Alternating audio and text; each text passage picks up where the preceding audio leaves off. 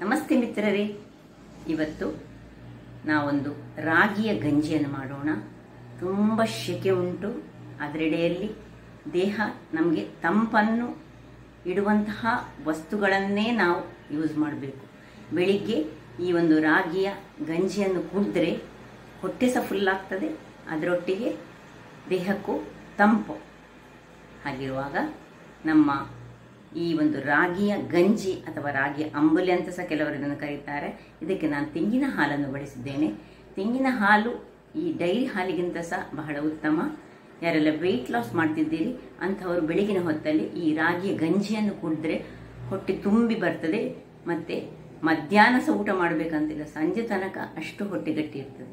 ಹಾಗಿರುವಾಗ ಕೆಲವು ಡ್ರೈ ಫ್ರೂಟ್ಸ್ಗಳನ್ನು ಬಳಸಿ ಮಾಡಿದಂತಹ ಈ ಒಂದು ರಾಗಿಯ ಗಂಜಿ ಹೇಗೆ ಮಾಡುವುದೆಂದು ನೋಡುವ ಮೊದಲು ಯಾರೆಲ್ಲ ನನ್ನ ಚಾನಲನ್ನು ನೋಡ್ತಿದ್ದೀರಿ, ಯಾರೆಲ್ಲ ಇನ್ನೂ ಸಬ್ಸ್ಕ್ರೈಬ್ ಮಾಡಿಲ್ಲ, ದಯವಿಟ್ಟು ಸಬ್ಸ್ಕ್ರೈಬ್ ಮಾಡಿ, ಸಪೋರ್ಟ್ ಮಾಡಿ ಅಂತ ಹೇಳುತ್ತಾ ಬನ್ನಿ ಈ ರಾಗಿ ಗಂಜಿಯನ್ನು ಹೇಗೆ ಮಾಡುವುದೆಂದು ನೋಡೋಣ. ಈ ವಾರ ಪೂರ್ತಿ ನಾವು ಈ ಸಮ್ಮರ್ ಸೀಸನ್ಗೆ ಆಗುವಂತಹ ಒಂದು ಬ್ರೇಕ್ಫಾಸ್ಟ್ಗಳು ಅಥವಾ ಜ್ಯೂಸ್ ಅದನ್ನೇ ತಯಾರಿಸಿಕೊಳ್ಳೋಣ. ಇವತ್ತು ನೋಡಿ, ಈ ರಾಗಿಯನ್ನು ಬಳಸಿ ನಾವು ರಾಗಿ ಗಂಜಿ ಬೆಳಗಿನ ಹೊತ್ತಿಗೆ ಬ್ರೇಕ್ಫಾಸ್ಟಲ್ಲಿ ಒಳ್ಳೆ ಹೆವಿಯಾಗಿ ಹೊಟ್ಟೆ ತುಂಬುತ್ತದೆ. ಅದಕ್ಕೆ ಇಲ್ಲಿ ನೋಡಿ, ಇದು ಪಂಪ್ಕಿನ್ನ 1 ಚಮಚದಷ್ಟು ಬೀಜ ತೆಗೆದುಕೊಂಡಿದ್ದೇನೆ. 1 ಚಮಚ, ಇದರಲ್ಲಿ 1 ಚಮಚ ಪಂಪ್ಕಿನ್ ಬೀಜ, 1 ಚಮಚದಷ್ಟು ವಾಟರ್ ಮೆಲನ್ ಸೀಡ್ಸ್. ನೋಡಿ ಹೀಗೆ ಸಿಗ್ತದೆ. ಇದು ಆರೋಗ್ಯಕ್ಕಂತೂ ಬಹಳ ಒಳ್ಳೆಯದು. ಈ 2 ಸೀಡ್ಗಳು, ಪಂಪ್ಕಿನ್ ಸೀಡ್ ಆಗಿದ್ದ ಹಸಿ ಪಂಪ್ಕಿನ್ ಸೀಡ್ಗಳು.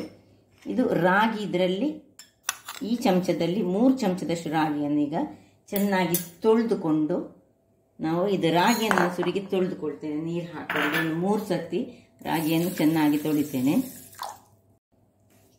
ರಾಗಿ 3 ಸರ್ತಿ ತೊಳೆದಾಯಿತು. ಇದಕ್ಕೆ ಒಂದು ಮುಳುಗುವಷ್ಟು ನೀರನ್ನು ಹಾಕೊಳ್ಳೋಣ. ಇದೀಗ ನಾನು ರಾತ್ರಿ ಮಾಡಿಡ್ತೇನೆ. ನಾನು ಬೆಳಿಗ್ಗಿನ ಹೊತ್ತಿನಲ್ಲಿ ಮಾಡುವಂತಹ ರಾಗಿ ಗಂಜಿ, ರಾಗಿ ಅಂಬಲಿ ಅಂತ ಸಹ ಕೆಲವರು ಕರೀತಾರೆ ಇದನ್ನು. ಈಗ ಇದರಲ್ಲಿ 1 ಚಮಚಗಳಷ್ಟು ಈ ಒಂದು ವಾಟರ್ ಮೆಲನ್ ಸೀಡ್ಸ್ ಅನ್ನು ಹಾಕೊಳ್ಳೋಣ. ಎಲ್ಲವನ್ನು ನಾವು ನೆನೆಸಿಕೊಂಡು ಮಾಡಿಕೊಳ್ಳೋದು. ಯಾವುದೇ ಒಂದು ಗ್ರೀನ್ಗಳನ್ನು ಅಥವಾ ಸೀಡ್ಸ್ಗಳನ್ನು ನೆನೆಸಿ ಮಾಡಿದ್ರೆ ಅದಕ್ಕೆ ಪವರ್ ಜಾಸ್ತಿ. ಇದೀಗ ಪಂಪ್ಕಿನ್ ಸೀಡ್ಸ್ಗಳು, ಇದನ್ನು ಸಹ ಇದರಲ್ಲಿ ನೀರಲ್ಲಿ ಹಾಕ್ಕೊಂಡು ಇದನ್ನು ಮುಚ್ಚಿಟ್ಕೊಳ್ಳೋಣ. ಇಲ್ಲಿ ನೋಡಿ, ಇದು ಕಾಮಕಸ್ತೂರಿ ಬೀಜಗಳು, ಸಬ್ಜಾ ಬೀಜ ಅಂತ ಕರಿತೇವೆ. ಅದಕ್ಕೆ ನಾನು 1 ಚಮಚ, ಸಣ್ಣ ಚಮಚದಲ್ಲಿ 1 ಚಮಚ ತೆಗೆದುಕೊಂಡಿದ್ದೇನೆ. ಒಳ್ಳೆ ಬಿಸಿ ತಣ್ಣಗಾದ ನೀರಲ್ಲಿ ಇದನ್ನು ಹಾಕ್ಕೊಂಡು ಇದನ್ನು ನೆನೆಸಿಟ್ಟುಕೊಳ್ತೇನೆ. ಇದಕ್ಕಿಂತ ಸ್ವಲ್ಪ ಬೇಕಿದ್ರೆ ನೀರನ್ನು ಹಾಕ್ಕೊಂಡು ನೆನೆಸಿಟ್ಟು, ಇದು ಈಗ ನಮಗೆ ಬೆಳಿಗ್ಗೆಗೆ ಬೇಕು.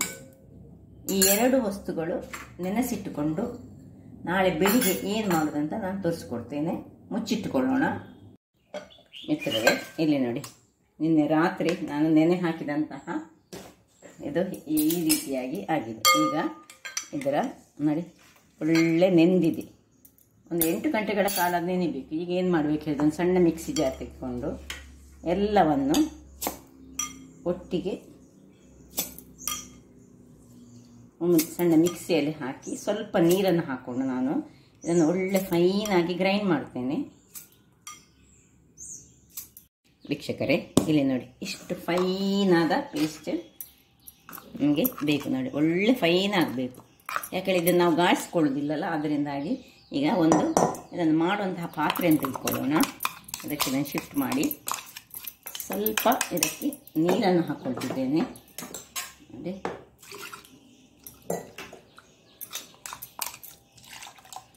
ಬಹಳ ರುಚಿಕರ ಸಹ, ಆರೋಗ್ಯಕ್ಕಂತ ಅದು ಸಹ ಈ ಶೆಕೆಗೆ ಬಹಳ ಒಳ್ಳೆಯದು.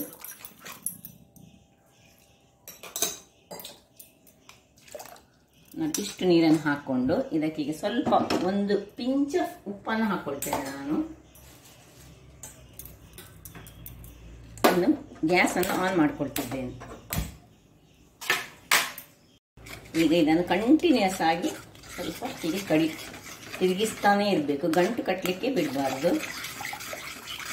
ಈ ಹೊತ್ತಿನಲ್ಲಿ ಉಪ್ಪು ಹಾಕ್ಕೊಂಡಿದ್ದೇವೆ. ನಿಮ್ಗೆ ಆಪ್ಷನಲ್ ಬೆಲ್ಲ ಅಥವಾ ಕಲ್ಲು ಸಕ್ಕರೆ, ಕೆಂಪು ಕಲ್ಲು ಸಕ್ಕರೆ ಹಾಕಿದರೆ ಸಾಕ್ತದೆ, ಬಹಳ ಒಳ್ಳೆಯದು. ಅಥವಾ ಬೆಲ್ಲ, ನಿಮ್ಗೆ ಎಷ್ಟು ಸಿಹಿ ಬೇಕು ಅಷ್ಟು, ಅಥವಾ ಹಾಕದೆ ಸಹ ಮಾಡ್ಕೊಳ್ಬೋದು. ಹೀಗೆ ಕಂಟಿನ್ಯೂಸ್ ಆಗಿ ಸ್ವಲ್ಪ ತಿರುಗಿಸಿಕೊಂಡು ಅದು ಸ್ವಲ್ಪ ದಪ್ಪ ಆಗಬೇಕು. ವೀಕ್ಷಕರೇ ನೋಡಿ, ಇಷ್ಟು ಗಟ್ಟಿ ಆಗುವಾಗ ನೀವು ತೆಂಗಿನ ಹಾಲಿದ್ದರೆ ತೆಂಗಿನ ಹಾಲು ಹಾಕೊಳ್ಳಿ. ನಾನು ತೆಂಗಿನ ಹಾಲು ಹಾಕೊಳ್ತಿದ್ದೇನೆ, ಅಥವಾ ಹೀಗೆ ಖಾಲಿ ಹಾಲಂತ ನಾವು ಹಾಕೊಳ್ಬಹುದು, ಯಾವ ಸಾಕ್ತದೆ. ಅದರಲ್ಲಿ ಒಳ್ಳೆ ನೀರು ಮಾಡುವ, ಎಷ್ಟು ನೀರು ಮಾಡಲಿಕ್ಕೆ ಆಗ್ತದೆ ಅಷ್ಟು ನೀರು ಮಾಡ್ಕೊಳ್ಳೋಣ. ಅದನ್ನು ಚೆನ್ನಾಗಿ ಗಟ್ಟಿ ಆದಮೇಲೆ ಅದು ಗಟ್ಟಿ ಆಗೋದು ಹೇಳಿದರೆ ಅದು ಬೆಂದು ಹೋಯ್ತು ಹೇಳಿ ಅರ್ಥ. ಬೆಂದ ಮೇಲೆಯೇ ಹಾಲನ್ನು ಹಾಕೊಳ್ಬೇಕು.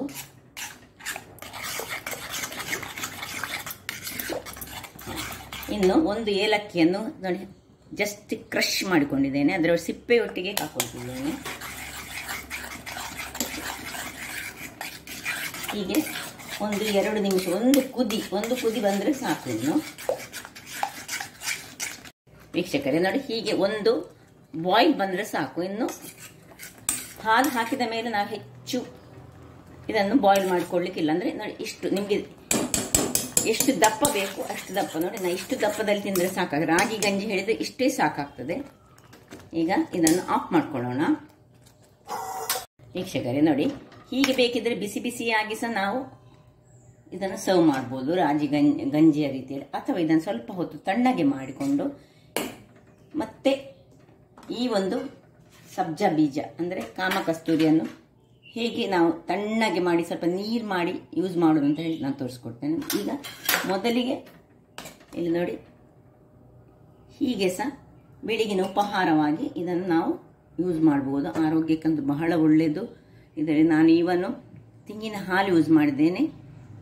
ಹಾಲು ಮಾಡಲಿಕ್ಕೆ ಕಷ್ಟ ಆಗ್ತದೆ, ಆದರೆ ನಿಮಗೆ ನೀವು ದನದ ಹಾಲನ್ನು ಯೂಸ್ ಮಾಡ್ಕೊಳ್ಬೋದು, ದನದ ಹಾಲು ಸಿಕ್ಕುದಾದರೆ. ಈ ಡೈರಿ ಹಾಲು ಹಾಕಿದರೆ ಅಷ್ಟೊಂದು ಒಳ್ಳೆಯದಲ್ಲ ಅಂತ ನನ್ನ ಭಾವನೆ, ಅಥವಾ ಅದನ್ನು ಹಾಕಿಯೂ ಮಾಡ್ಕೊಳ್ಬೋದು.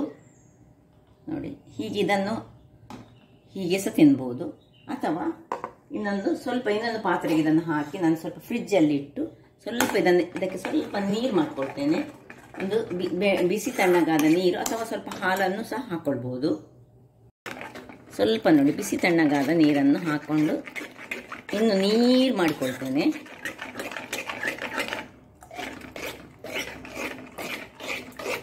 ಸ್ವಲ್ಪ ತಣ್ಣಗಾಗಲಿ, ಆಮೇಲೆ ಸ್ವಲ್ಪ ಫ್ರಿಜ್ಜಲ್ಲಿ ಇಟ್ಕೊಳ್ತೇನೆ ಒಂದು ಲೋಟದಲ್ಲಿ ಹಾಕ್ಕೊಂಡು.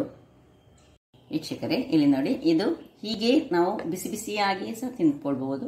ಇದನ್ನು ನೋಡಿ, ನಾನು ಸ್ವಲ್ಪ ಹೊತ್ತು ಫ್ರಿಜ್ಜಲ್ಲಿ ಇಟ್ಕೊಂಡೆ, ಸ್ವಲ್ಪ ನೀರು ಮಾಡಿಕೊಂಡು ಇದನ್ನು ಹೀಗೆ ಇದರಲ್ಲಿ ಹಾಕ್ಕೊಂಡು ಇನ್ನೂ ಸಹ ಬೇಕಿದ್ರೆ ಸ್ವಲ್ಪ ನೀರು ಮಾಡ್ಕೊಳ್ಬೋದು. ಸ್ವಲ್ಪ ನೀರನ್ನು ಬಿಸಿ ತಣ್ಣಗ ನೀರನ್ನು ಹಾಕ್ಕೊಳ್ಬೋದು. ಇನ್ನು ಇದಕ್ಕೆ ನಾವು ನೆನೆಸಿಟ್ಟಂತಹ ಸಬ್ಜಾ ಬೀಜದ್ದು, ಇದು ಬಿಸಿ ತಣ್ಣಗಾದ ನೀರಲ್ಲಿ ನಾವು ನೆನೆಸಿಟ್ಟುಕೊಳ್ಬೇಕು. ಇದನ್ನು ಯೂಸ್ ಮಾಡ್ಕೊಳ್ಬೋದಲ್ಲ. ಇದು ಒಳ್ಳೆ ನೀರಾಗ್ತದೆ ನೋಡಿ, ಹೇಗೆ ಬಂತು ನೋಡಿ. ಈಗ ಇದಕ್ಕೆ ನಾವು ಸ್ವಲ್ಪ ಯಾವುದನ್ನು ನಟ್ಸನ್ನೆಲ್ಲ ಹಾಕಿ ಮಕ್ಕಳಿಗೆಲ್ಲ ಕೊಡಲಿಕ್ಕೆ ಬಹಳ ಒಳ್ಳೆಯದು. ಹೀಗೆ ರಾಗಿ ಆಯಿತು, ಯಾವುದೇ ಒಂದು ಕೂಲ್ ಡ್ರಿಂಕ್ಸನ್ನು ಹೀಗೆ ಕೊಡೋ ಬದಲು ಇದನ್ನು ನೋಡಿ ಫ್ರಿಜ್ಜಲ್ಲಿ ಇಟ್ಟು ಬೇಕಿದೆ ಮಕ್ಕಳಿಗೆ ಕೂಲ್ ಡ್ರಿಂಕ್ಸ್ ಅಂತ ಹೇಳಿಕೊಂಡು ಕುಡಿಸಿ, ಬಹಳ ಉತ್ತಮ ಆರೋಗ್ಯಕ್ಕೆ. ನಮಗೆಲ್ಲ ನೋಡಿ, ಬೆಳಗಿನ ಯಾರೆಲ್ಲ ವೆಯ್ಟ್ ಲಾಸಲ್ಲಿ ಮಾಡಲಿಕ್ಕೆ ಇಷ್ಟಪಡ್ತೀರಿ ಅಂಥವರು ಬೆಳಿಗ್ಗೆ ಇದನ್ನು ಕುಡಿದ್ರೆ ಹೊಟ್ಟೆ ಸಹ ಗಟ್ಟಿ, ದೇಹಕ್ಕೆ ಸಹ ಒಳ್ಳೆಯದು, ವೆಯ್ಟ್ ಲಾಸ್ ಆಗ್ತದೆ. ಹಾಗಿರುವಾಗ ಈ ರೀತಿ ನೋಡಿ, ಇದು ಹೇಗೆ ಬಂದಿದೆ ನೋಡಿ, ಏನು ಚೆನ್ನಾಗಿ. ಇದು ಕುಡಿಲಿಕ್ಕೆ ಸಹ ಅಷ್ಟೇ ಸೊಗಸಾಗಿರ್ತದೆ, ನೀರಾಗಿ. ಅಥವಾ ನಾವು ಇದಕ್ಕೆ ತೆಂಗಿನ ಹಾಲನ್ನು ಹಾಕುವ ಬದಲು ನಾವು ಸ್ವಲ್ಪ ಹೀಗೆ ತೆಗೆದಿಟ್ಟು ಮೊಸರನ್ನು ಸಹ ಹಾಕಿ ಅಥವಾ ಮಜ್ಜಿಗೆಯನ್ನು ಹಾಕಿ ಮಿಕ್ಸ್ ಮಾಡಿ ಕೊತ್ತಂಬರಿ ಸೊಪ್ಪೆಲ್ಲ ಹಾಕಿ ಮಾಡಿದರೆ ಸಹ ಅದು ಸಹ ಬಹಳ ಚೆನ್ನಾಗಿ ಬರ್ತದೆ. ಈ ಒಂದು ರಾಗಿಯ ಗಂಜಿಯಲ್ಲಿ ಥರದ ನಾವು ರೆಸಿಪಿಗಳನ್ನು ಮಾಡಬಹುದು. ಹಾಗಿರುವಾಗ ನನ್ನ ಈ ಕುಕಿಂಗ್ ಚಾನಲ್ ನಿಮಗೆ ಇಷ್ಟ ಆದರೆ ಬೋಳೂರು ಸುವರ್ಣ ಚಾನಲನ್ನು ಲೈಕ್ ಮಾಡಿ, ಶೇರ್ ಮಾಡಿ ಹಾಗೂ ಸಬ್ಸ್ಕ್ರೈಬ್ ಮಾಡಿ, ಹಾಗೂ ನನ್ನ ಇನ್ಸ್ಟಾಗ್ರಾಮ್ ಪೇಜನ್ನು ಫಾಲೋ ಮಾಡಿ. ಧನ್ಯವಾದಗಳು.